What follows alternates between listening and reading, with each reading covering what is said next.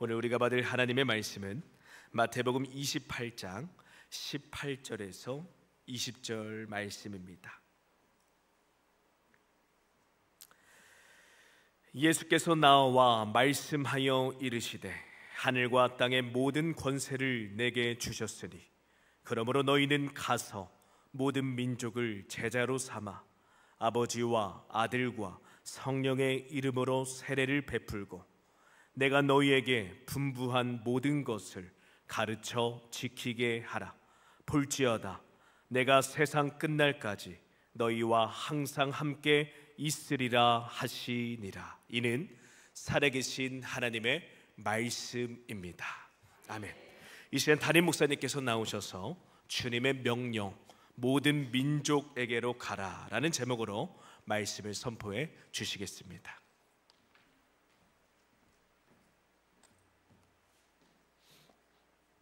할렐루야.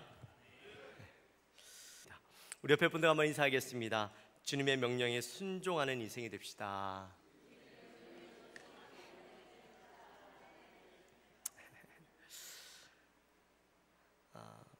2025년도 주제가 주님의 마음으로 선교하는 교회입니다.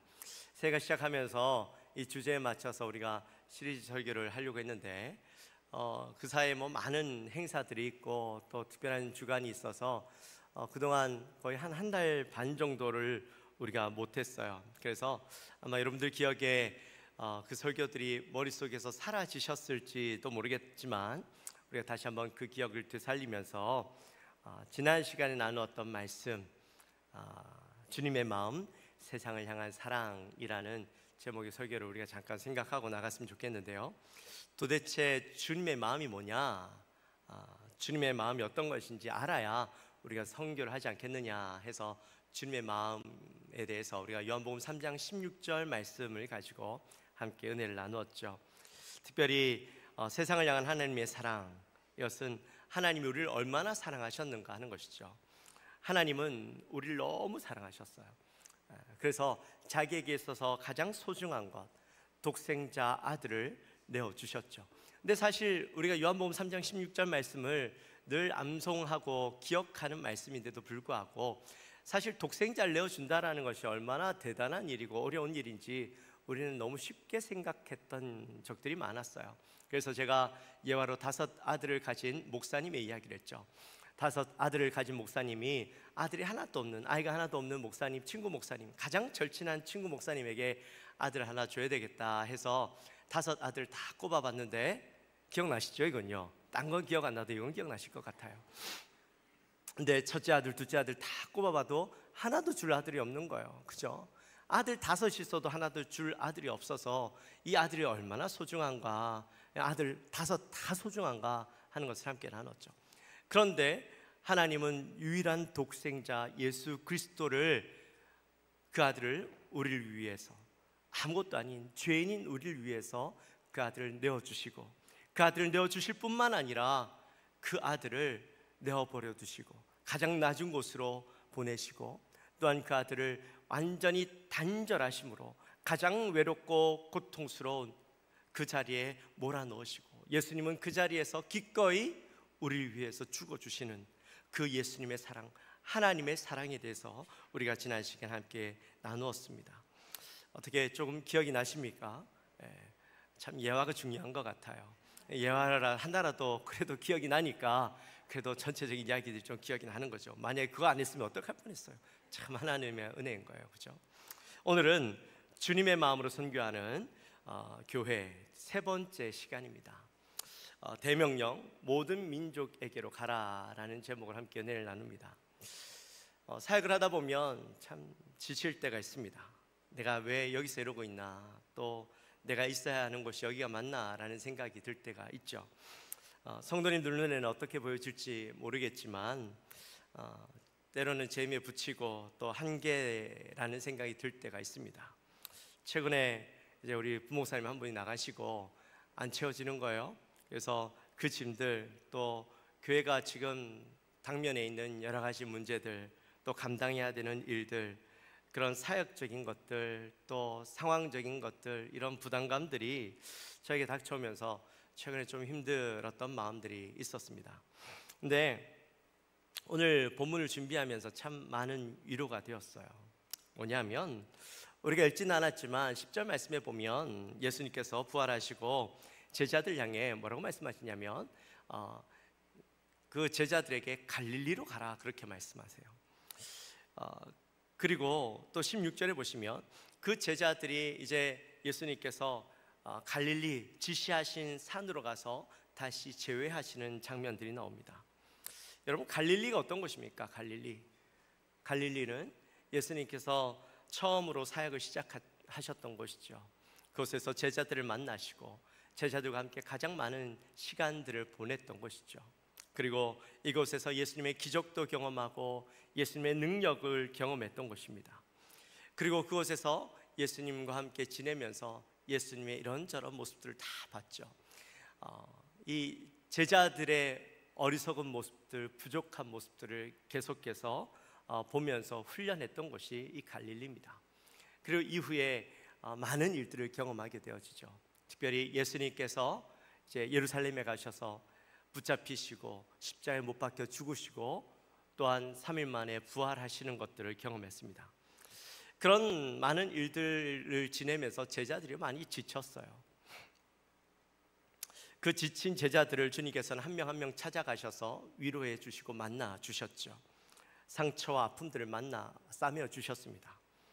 예수님을 사랑했던 여인들을 부활하신 새벽에 만나 주셨고, 또 제자들과 함께 떡을 떼시고 의심하는 도마에게 자신의 못자국을 내어주시면서 만져보라고 그렇게 말씀하시면서 그의 의심하는 마음에 믿음을 허락해 주시고, 또 엠마오로 가는 제자들에게 함께 그 길을 걸어가면서 깊은 시름에 있던 제자들에게 위로와 격려와 희망을 주셨던 예수님, 또 3번을 부인하고 예수님 앞에 도저히 설 수 없어서 용기를 잃어버리고 고향으로 갔던 그 베드로에게 예수님은 찾아가셔서 그를 위로해 주시고, 그를 위해서 고기를 구워 주시면서 제자에게, 베드로에게 야, 왜 날 3번이나 부인했니? 묻지 않으시고 그에게 찾아가셔서 시몬아, 네가 날 사랑하니? 시몬아, 네가 날 사랑하니? 시몬아, 네가 날 사랑하니? 그렇게 3번 물으시죠.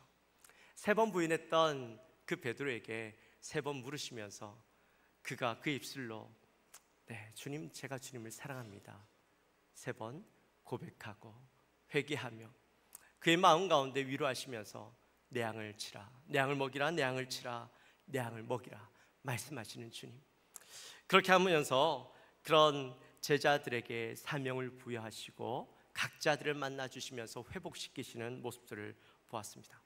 그렇게 예수님께서 부활하시고 바로 승천하지 않으시고 40일 동안 그 땅에 지내시면서 제자들을 회복시키시는 바쁜 시간들을 보내셨죠. 이제 그렇게 함께했던 시간들을 다 마무리하시고 그 추억이 많았던 갈릴리 산에 오르셔서 이제 마지막으로, 진짜 마지막으로 헤어지기 전에 제자들을 향해 사명을 부여하시면서 마지막 유언과 같은 말씀들을 전하시는 장면입니다. 자, 근데 오늘 말씀에 거기 16절 말씀에 보니까 그곳에 몇 명의 제자들이 모였어요? 11명의 제자들이 모였죠. 원래는 몇 명의 제자들이 있어야 돼요? 12명의 제자들이 있어야 되죠. 근데 왜 그 중에 한 명이 빠져 있습니까? 예수님을 팔았던 가룟 유다가 지금 빠져 있는 것이죠. 예수님과 함께하고 예수님의 사랑을 참 많이 받았던 제자 가룟 유다가 결국엔 예수님을 은 30에 팔아서 결국에는 그 자리가 비어 있는 것이죠. 결국에는 이 모습은 그런 연약한 제자들, 부족한 제자들의 실상을 보여준 거예요. 그들의 불확실성, 부족한 모습들, 불완전성들을 나타내고 있어요. 그리고 그 말씀에 보니까 또 뭐라고 적혀 있냐면 그 제자들 중에 아직도 의심하고 있는 제자들이 있다라고 이야기해요. 지금 제자들은 어떻습니까? 부활하신 예수님을 만났어요. 그리고 의심하는 자에게 내 못자국을 만져보라 해서 예수님이 분명한 것을 확인시켜 주셨어요. 그런데도 불구하고 제자들은 그 마음속에 의심하는 마음들을 가진 제자들이 있었다라고 이야기합니다. 물론 여기에는 11명의 제자들만 있었던 것은 아니에요. 그 외에도 더 많은 제자들이 있었죠. 그런데 그들의 마음속에 여전히 의심하고 있고, 부활하신 예수님을 눈앞에 보고 있으면서도 여전히 믿지 못하는, 불안해하는, 망설이고 주저하는 마음, 그 예수님이 여전히 내 눈앞에 있지만 미래에 대한 불확실성, 온전히 마음을 열지 못하고 주님 앞에 서 있는 제자들의 모습이 지금 보여지고 있는 거예요. 사실 저는 이 말씀이 굉장히 큰 위로가 됐어요. 왜냐하면 제자들이 지금 부활하신 예수님을 눈앞에 보고 있으면서도 그들 마음속에 불안하고 불완전한 모습들이 나타나고 있다면, 하물며 예수님의 부활을 눈에 보지 못하고 말씀으로만 접하고 있는 우리가 불완전한 것은 너무나 당연한 것 아닐까. 눈앞에 있으면서도 여전히 불안해하면서 앞으로 우리가 어떻게 살아가야 할 것인가 불안해하고 그들의 연약한 모습들이 드러나고 있는 제자들이 있다면, 우리는 어쩌면 우리 안에 있는 연약함들이 드러나는 것이 당연하다라는 생각이 드는 거죠. 여러분, 목사라고 완전하진 않아요. 부족함 투성이죠. 그리고 연약함 투성입니다. 근데 중요한 것은 그런 연약함이 잘못된 게 아니라는 거예요. 나의 연약함을 아는 것이 도리어 우리의 사역에 도움이 되는 거죠. 왜냐하면 나의 연약함을 느끼지 못한다면 내 능력으로, 내 힘으로 그것을 감당하려고 하기 때문입니다. 내 힘으로, 내 능력으로는 일들을 감당해봐야 하나님께는 아무런 유익이 없어요. 나에게 어떤 유익이 있을지 모르지만 하나님에게는, 예수님에게는 아무런 도움이 안 되는 것이죠. 그런 부족한 투성이 여전히 의심하고 불안해하는 제자들 앞에서 예수님이 18절에서 뭐라고 말씀하시냐, 우리 같이 한번 읽어보겠습니다. 예수께서 나와 말씀하여 이르시되 하늘과 땅의 모든 권세를 내게 주셨으니. 아멘. 하늘과 땅의 권세를 예수님께 주셨다라고 말씀합니다. 누가 예수님께 이 권세를 주셔요? 그렇죠, 하나님, 성부 하나님께서 그 권세를 예수님께 이양해 주신 것이죠. 이게 무슨 말이냐면, 지금까지 그 모든 권세는 성부 하나님에게 있었습니다. 물론 예수님도 같이 하나님으로서 그 권세를 가지고 계셨지만, 우리를 위해서 이 땅에 오시면서 그 모든 권세를 하나님 앞에 내어드렸고, 하나님은 태초부터 지금까지 모든 권세를 가지시고 이 땅을 주관하시고 창조하시고 지금까지 이 땅을 이끌어 오셨고 운행해 오셨다면, 예수님께서 그 모든 권세를 내려놓으시고 가장 낮은 자로 이 땅에 오셔서 우리를 위해서 십자가에 못 박혀 죽으시고 부활하시기까지 예수님에게는 권세가 없었어요. 그리고 그 권세 없는 가운데 우리를 위해서 구원을 완성하시죠. 그리고 그 권세를, 그 모든 구원의 사역을 완성하시고 난 뒤에 이제는 그 모든 권세가 성부 하나님에게서부터 누구에게로? 예수님에게로 이양되신 겁니다. 그래서 이제는 사역을 완성적으로 감당하심으로 이제는 온 하늘과 온 땅의 권세가 예수님에게 있게 된 것이죠. 우리 말씀 한번 볼까요? 빌립보서 2장 6절부터 11절까지의 말씀, 우리 잘 아는 말씀입니다. 같이 한번 읽습니다.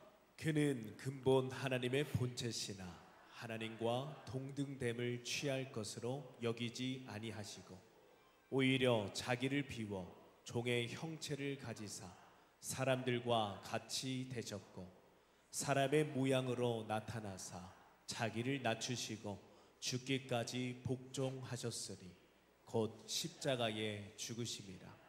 이러므로 하나님이 그를 지극히 높여 모든 이름 위에 뛰어난 이름을 주사 하늘에 있는 자들과 땅에 있는 자들과 땅 아래에 있는 자들로 모든 무릎을 예수의 이름에 꿇게 하시고 모든 입으로 예수 그리스도를 주라 시인하여 하나님 아버지께 영광을 돌리게 하셨느니라. 아멘. 예수님의 구원 사역의 완성은 하나님의 창조 사역 이후에 가장 중요한 사역이었습니다. 그리고 그 사역을 완성하심으로 이제 그 모든 권세가 예수님에게 이양되죠. 그래서 그 권세를 가지신 예수님께서 하늘, 즉 영의 세계와 땅, 곧 이 피조 세계의 모든 것들을 주관하시고 이끄시게 된 겁니다. 그리고 예수님께서 이 세상의 끝도 누가 기준이 되는 거예요? 예수님이 기준이 되어 주신 거죠. 바로 예수님께서 이 땅에 재림하시는 그때가 세상의 끝이 되어지고 그 끝날 심판자로 그 재판관에 서시는 분도 바로 예수 그리스도가 되어주시는 것입니다. 이처럼 모든 권세, 모든 중심에 바로 예수 그리스도가 있게 되어지는 것이죠. 여러분, 이게 무엇을 의미하는 걸까요? 예수님이 권세를 가지신다라는 것이 무슨 의미일까요? 바로 앞에서 제자들의 연약함을 이야기했습니다. 제자들의 부족함, 제자들의 연약함, 그런 연약함들을 이야기했던 이유가 예수님께서 제자들에게 사명을 주시고 그 사명을 받는 제자들이 있는데, 내 제자들은 여전히 부족하고 연약하고 그들이 그 사명을 잘 감당할 수 있을까라는 의심이 마음속에 드는 것이죠. 근데 제자들은 자신의 연약함으로 그 사역을 감당하는 것이 아니에요. 무엇으로? 바로 예수 그리스도의 권세로 그 사역을 감당하게 된다라는 것입니다. 그러므로 그 제자들이 부족해도 그 사역을 감당하는 것이 아무런 문제가 안 되는 거예요. 그 연약함이 아무리 많은 연약함들을 가지고 있다 할지라도 그 연약함이 복음을 증거하고 나타내는 데는 걸림돌이 되지 않는다라는 거예요. 왜냐하면 그 모든 일들을 행하시는 분은 바로 예수 그리스도가 되어지시기 때문이라는 거죠. 여러분, 우리가요 이 주님 앞에 설 때에 나의 연약함이 드러나고 나의 부족함이 드러날 때가 있어요. 내가 주의를 하고 싶은데 내 연약함, 내 부족함, 나의 능력이 없어서 내가 이것을 감당하지 못할까 두려움들을 가져요. 물론 그 두려움들이 있는 게 당연해요. 하지만 그 두려움들을 가졌다 할지라도 내가 그것 때문에 포기할 것이 아니라, 나의 연약함은 있지만 내가 주를 위해서 내 삶을 내어드리면 그 일들을 누가 행하시는 거예요? 하나님이 하시는 거예요. 예수님이 행하시는 거예요. 무엇으로? 예수님이 가지신 권세를 가지고 우리와 함께 사역해 주신다라는 거예요. 그러니까 우리의 마음속에 두려움을 가질 필요가 없는 거예요. 내 연약함이 드러난다고 해서 포기할 필요가 없는 거예요. 할렐루야. 중요한 것은 내 그 연약함대 나는 주님의 종이다라는 것을 인식하고 나가면 된다라는 것이죠. 자, 그렇다면 그런 연약함 가운데 하나님의 권세, 예수 그리스도의 그 권세를 가지시고 우리에게 말씀해 주시는데, 사명을 부어주시는데 어떤 사명을 부어주시는가? 오늘 말씀을 보면 우리 19절과 20절 말씀, 우리 20절 상반절의 말씀을 함께 같이 읽도록 합니다. 그러므로 너희는 가서 모든 민족을 제자로 삼아 아버지와 아들과 성령의 이름으로 세례를 베풀고 내가 너희에게 분부한 모든 것을 가르쳐 지키게 하라. 아멘. 우리 너무 잘 아는 말씀이죠. 거기 보니까 오늘 이 말씀 속에 세 가지 행동 강령이 나옵니다. 먼저는 가라 하는 거예요. 예수님께서 우리에게 사명을 부어주시면서 우리에게 세 가지를 행동하도록 말씀하시는데, 첫 번째가 가라는 거예요. 자, 여기에서 가라는 말은 단순히 이동을 의미하는 것이 아니에요. 아브라함이 하나님의 명령을 받아서 자신이 익숙하고 편안한 모든 것이 갖춰져 있던 갈대아 우르를 떠나서 내가 내게 지시하는 땅으로 가라고 하셨어요. 그래서 이 아브라함이 그 명령을 받고 그 길을 떠나게 되어지죠. 아브라함이 그 길을 떠날 때에 그 마음속에 불안함이 있었어요.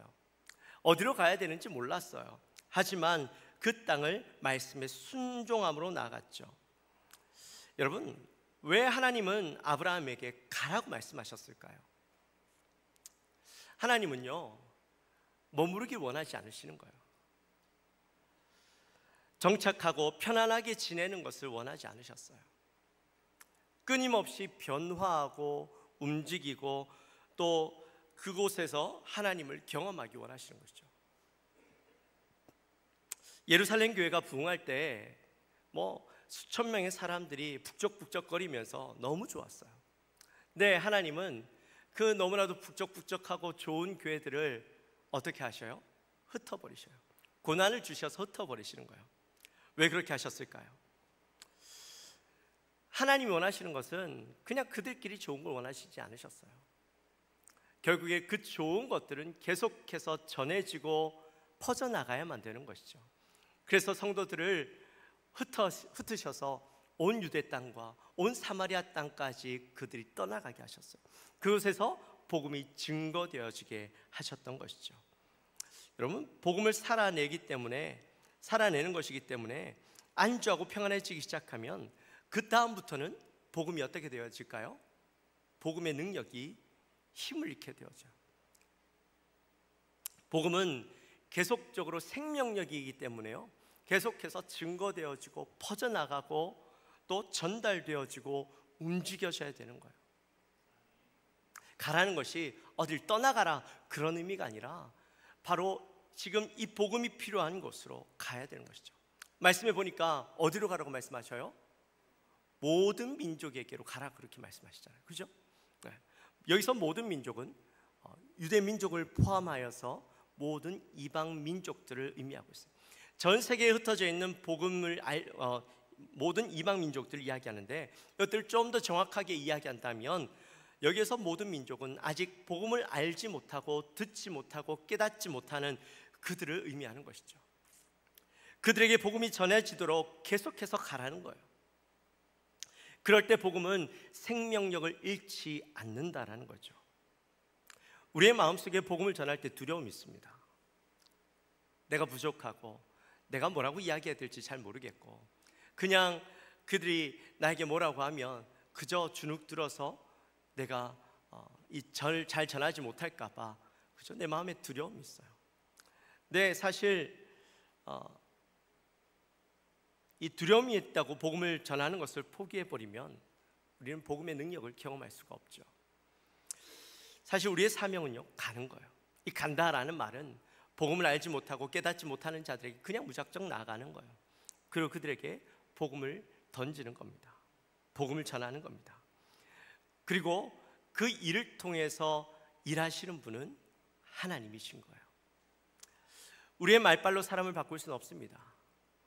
거친 복음이랄지라도 들어야 할 사람들에게 들려지게 되어진다면 그 거친 복음이 그 사람들의 마음속에 들어가서 변화를 일으키고 하나님 앞에 돌아오는 일들이 일어나게 되는 것이죠. 그것은 바로 예수님의 권세로 행해질 일이지 우리가 할 수 있는 영역은 아닌 거예요. 그래서 예수님 우리에게 가라고 말씀하신 거예요. 가라, 전해라, 그렇게 말씀하신 거죠. 그리고 그 뒤에 보면 세례를 베풀라 말씀합니다. 두 번째 행동 강령이죠. 자, 세례는요, 우리가 하나님의 자녀가 되었음을 공인하는 중요한 의식입니다. 하나님이 나를 선택해 주심으로 우리는 복음을 받아들였습니다. 그리고 나는 그 복음을 받아들이고 이제는 내 인생의 주인이 하나님이십니다, 예수님이 되십니다 라는 것을 인정하고 내가 그렇게 살아가겠다라고 온 세상에 선포하는 행위가 바로 세례인 것이죠. 그래서 교회는요, 이 세례가 계속해서 주어져야 됩니다. 세례가 멈추어져서는 안 됩니다. 세례가 멈춘다라는 이야기는 교회가 생명력을 잃었다라는 이야기입니다. 그래서 교회는 끊임없이 세례가 주어질 수 있도록 사람들을 불러 모으고 그 가운데서 세례가 주어지도록, 그래서 생명력이 끊임없이 내 입술로 주님은 나의 구주이시라고 고백하는 일들이 이어지도록 해야 되는 것이죠. 자, 그리고 그렇게 세례를 받은 자들에게는 어떻게 해야 되냐? 세 번째 행동 강력은 가르치는 거예요. 그리스도인이 되면 계속해서 말씀을 가르쳐야 돼요. 말씀을 알아가야 됩니다. 제가 며칠 전에 병원에 신방에 갔는데 그 신방하는 그 권사님의 아드님이 계시더라고요. 이제 병원에 계신 권사님 위해서 기도해 드리는데 그 아드님이 같이 옆에서 아멘 하고 기도하시더라고요. 그래서 여쭤봤어요. 아드님 교회 다니십니까? 여쭤봤더니 교회는 안 다닙니다. 네, 제 안에 믿음은 있습니다. 그렇게 제 마음속으로는 믿습니다. 그렇게 이야기를 하시더라고요. 그래서 아니 교회를 나가셔야죠. 교회를 마음으로만 믿으시면 어떡합니까? 제가 그렇게 얘기를 했어요. 네, 믿음은 있지만 교회에 나가지 않는다, 이것은요 사실 옳은 말은 아니에요. 물론 그분이 교회 안 나가신 데는 이유가 있을 수는 있겠죠. 뭐 교회 상처를 받았거나 아니면 교회 나가서 뭔가 하는 것이 부담스럽고 힘들고 또 귀찮아서 교회 안 나가는 뭐 여러 가지 이유가 있겠지만, 근데 중요한 것은 왜 우리가 교회에 나가야 되는 것일까요? 왜 우리가 교회에서 함께 신앙생활을 해야 되는 것일까요? 우리의 믿음, 우리의 스스로 우리의 믿음을 자라게 할 수는 없어요. 우린 연약한 자이기 때문에 내 스스로의 믿음으로 스스로 서갈 수는 없어요. 그래서 함께 모여서 예배하고 그것에서 말씀을 배우고 또한 가르침을 통하여서 우리가 자라나야 되는 것이죠.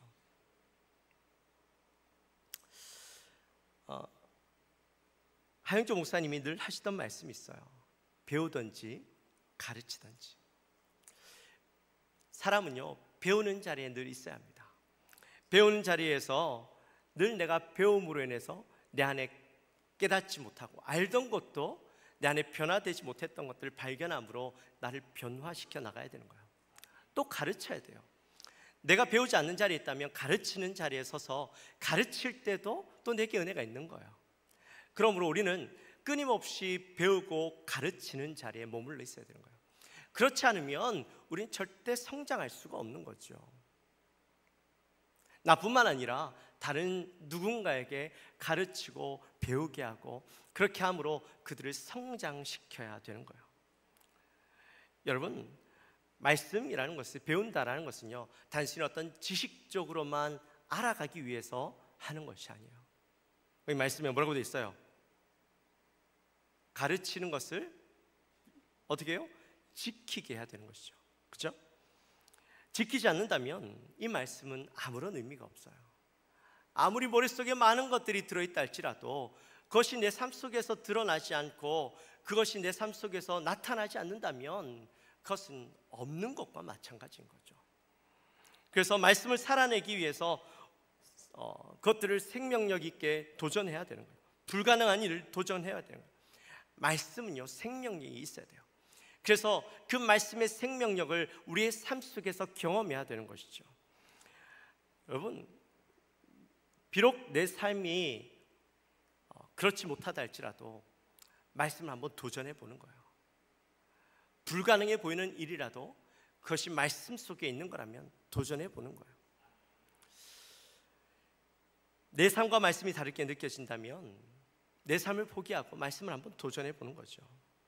그러면 진짜 하나님이 살아계시고 그 말씀이 성경 안에서만 존재하는 것이 아니라 내 삶 속에서도 그 삶이 일어날 수 있구나를 경험해 보는 거예요. 그리고 더 중요한 것은 그러한 삶을 내가 살아내고 그렇게 경험함을 통해서 내 삶 속에서 누가 드러나야 돼요? 예수 그리스도가 드러나야 되는 것이죠. 권세를 가지신 예수님께서 내 삶 속에서 계속해서 역사하고 일하실 수 있도록 우리는 삶을 살아내야 되는 거예요. 예수님께서 그렇게 우리에게 세 가지 행동 강령을 주셨어요. 어떻게 하라고요? 가라. 그 다음 세례를 베풀라. 그 다음 가르치고 지켜라. 이 세 가지를 통해서 궁극적으로 우리가 이루어내야 되는 게 뭐냐? 결국에는 제자를 삼아야 되는 것이죠. 우리 이 삶을 통해서 우리는 제자를 계속해서 만들어내야 되는 거예요. 우리나라에 최초로 발을 디뎠던 선교사님이 계십니다. 로버트 토마스 선교사님. 이분은 원래는 중국 선교사로 파송을 받았던 분이세요. 근데 중국에서 사역을 하던 중에 물론 어려움들이 많았지만 특히나 그의 아내가 아이를 낳던 중에 죽게 되었습니다. 그 슬픔 때문에 너무 괴로워하고 힘들어하면서 있던 중에 조선에 대한 이야기를 듣고 조선에 내가 선교를 해야 되겠다라고 마음에 결심을 하게 되어지죠. 그리고 조선으로 들어갈 방법들을 여러 번 구하다가 1866년도에 미국 상선인 무장 상선인 그 제너럴 셔먼호를 타게 됩니다.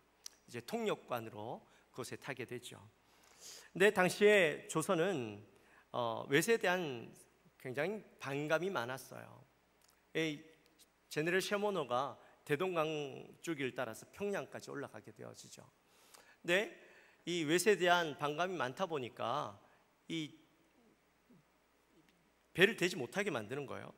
그래서 막 제너레이션 모너에서 무장 상선이다 보니까 포가 있어요. 그래서 그 포를 쏘면서 이렇게 막 압박을 하죠. 그런데 이 어떻게 하다가 이 배가 이 모래톱에 의해서 좌초가 됩니다. 이때 토마스 선교사님도 탈출을 하려고 하게 되고 탈출하려고 하는데 조선 군인들이 와서 공격하게 되어지므로 그 배에 있던 모든 사람들이 죽임을 당하게 됐죠. 이 토마스 선교사님도 이제 배에서 내려서 이제 도망치려다가 붙잡혀서 죽임을 당하게 되어지는데, 근데 그때 박춘권이라는 사람에 의해서 이 토마스 선교사님이 죽임을 당합니다. 근데 자신이 죽임을 당하면서 그 사람에게 쪽복음을 전하게 되어지죠. 그 쪽복음을 전하고 받으면서 이게 뭔가 하면서 그 책을 받아 들고 나가게 되는데, 나중에는 이 박춘권이 평양교회 장로로 세워지게 됩니다. 그리고 그 쪽복음을 벽지에 붙였던 박영식이라는 사람은 그 벽에 붙어있는 그 글을 읽으면서 복음을 받아들이게 되어지고, 결국에는 자신의 집을 교회로, 예배당으로 이렇게 바치게 되어진데, 그 교회가 평양 최초의 교회였던 널다리 교회이죠.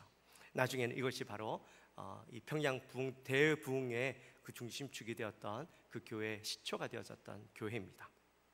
이처럼 실패한 것 같았던 그 선교였지만 다 꺼져가는 불씨인 줄 알았던 그런 선교가 예수님의 권세로 인해서 나중에는 평양의 큰 불길을 이루어내는 어마어마한 그런 생명력 있는 불씨가 되게 되는 것이죠. 20절 하반절 말씀을 보시면 이렇게 말씀을 합니다. 볼지어다 내가 세상 끝날까지 너희와 항상 함께 있으리라. 예수님은 우리에게 복음을 전하는 사명을 주셨어요. 그리고 우리를 향하여 가라, 세례를 베풀고 가르쳐 지키게 하라 말씀해 주시면서 결국에는 이 일들로 인해서 우리에게 제자들을 삼으라 그렇게 말씀해 주셨습니다. 근데 예수님이 우리에게 이런 사명을 주시면서 그냥 가라, 그 일을 맡겨주시고 너희들이 일해라 라고 말씀해 주시는 것이 아니라 마지막에 내가 너희들이 그렇게 행하면 내가 너희들과 함께 하겠다라고 말씀해 주시는 거죠. 처음부터 끝까지 그 모든 사역 가운데 간섭하시고 도우시고 인도해 주시고 주관해 주셔서 우리에게 맡겨진 일에 순종하기만 하면 그 모든 일들을 행하시고 열매 맺게 하시는 분은 하나님, 예수님, 내가 행하시겠다라는 거예요. 그렇기 때문에 교회는요 계속해서 움직여야 됩니다. 생명력 있게 복음을 전해야 됩니다. 제자를 삼는 일 가운데 끊임없이 나아가야 되는 거죠. 어떤 목사님이 말씀하시더라고요. 교회는 계속해서 성장할 수밖에 없다라는 겁니다. 성장이라는 것이 어떤 수적인 성장도 있겠지만 영적인 성장이 끊임없이 이루어질 수밖에 없다라는 거예요. 왜냐하면 교회가 그 사명을 감당하면 거기에는 하나님의 예수님 그리스도의 권세가 있어서 계속해서 그 안에 그 불씨가 자라나고, 마치 나무가 자라나고 사람의 키가 자라나는 것처럼 그 불씨가 꺼지지 않는 이상 교회는 성장할 수밖에 없다라는 것이죠. 말씀에 순종할 때에, 사명에 충실할 때에 결코 자라지 않는 교회는 없다라는 겁니다. 이제 말씀을 마칩니다. 사랑하는 성도 여러분, 오늘 본문은 승천하시기 전에 예수님께서 제자들에게 마지막 유언으로 사명을 부어주시는 그런 장면이었습니다. 근데 이 사명은 부족하고 연약한 그 제자들에게 주어졌습니다. 그들은 비록 부족하지만 예수 그리스도의 그 권세로 그 사명을 감당할 수 있도록 힘과 능력을 주시겠다는 거였어요. 근데 이 사명이 제자들에게만 주어진 것일까요? 오늘날 우리에게도 동일하게 주어진 사명이라는 겁니다. 이 사명은 세상 끝날까지 모든 교회들이 감당해야 될 사명이라는 겁니다. 우리의 능력은 부족할 수밖에 없습니다. 우리에게 두려움이 있을 수도 있습니다. 그렇지만 우리에게 중요한 것은 하나님이 주신 사명, 예수님이 우리에게 주신 그 사명을 감당하는 거예요. 나는 부족하지만 주신 사명이니까 순종하는 거예요. 그렇게 순종하여 나갈 때 그 모든 일들을 이루어 가시는 주님을 우리는 목도하는 것이죠. 그 일 가운데 우리는 자라게 되어질 것이고 그 하나님의 능력을 경험하게 되어질 겁니다. 우리 영광교회에 주어진 사명이 있습니다. 우리는 열심히 가야 됩니다. 여러분들에게 허락하신 그곳으로 가야 됩니다. 우리가 멀리 가는 것도 가는 것이지만 우리가 가까이 있는 여전히 땅끝 불모지 예수 그리스도를 알지 못하는 그들에게 가서 복음을 전해야 됩니다.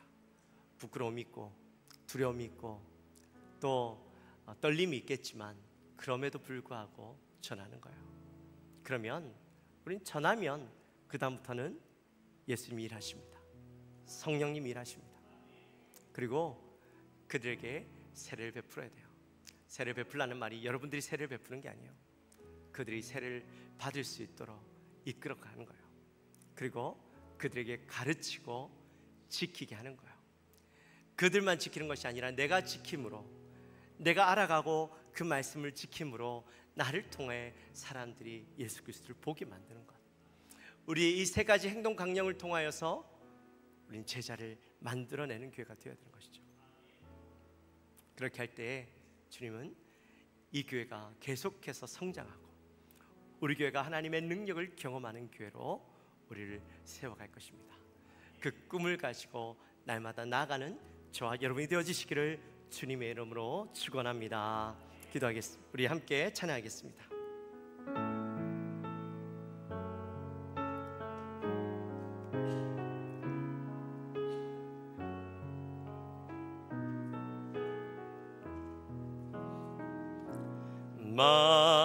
만왕의 왕 내 주께서 왜 고초당했나 이 벌레 같은 날 위에 그 보혈을 흘렸네. 만왕의 왕 만왕의 왕 내 주께서 왜 고초당했나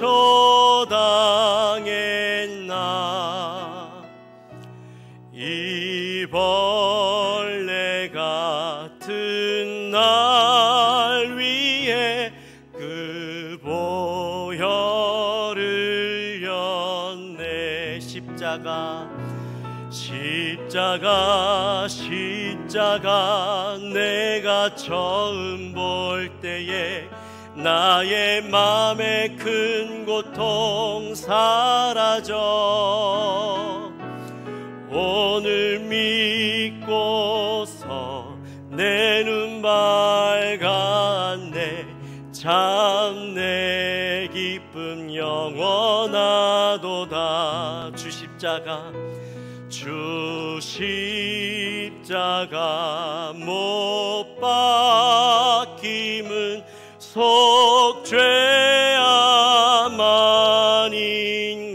속죄야만인가 그 긍휼함과 그 은혜 말할 수 없도다.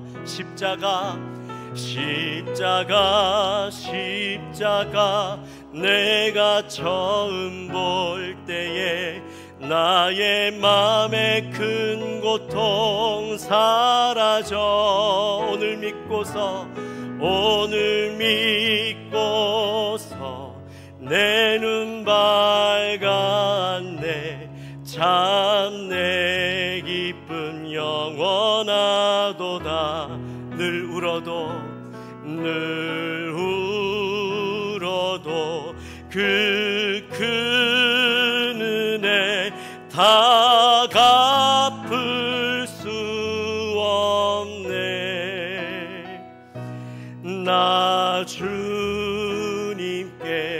몸 바쳐서 주의 이름 쓰리. 정말이십니까?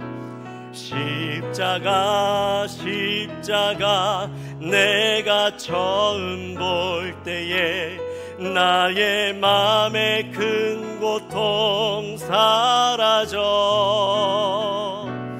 오늘 믿고서 내 눈 밝았네 참 내 기쁨 영원하도다 십자가 십자가 십자가 내가 처음 볼 때에 나의 맘의 큰 고통 사라져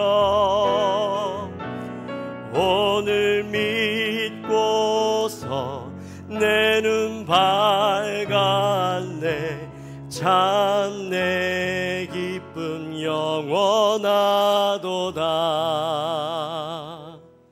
할렐루야. 우리 함께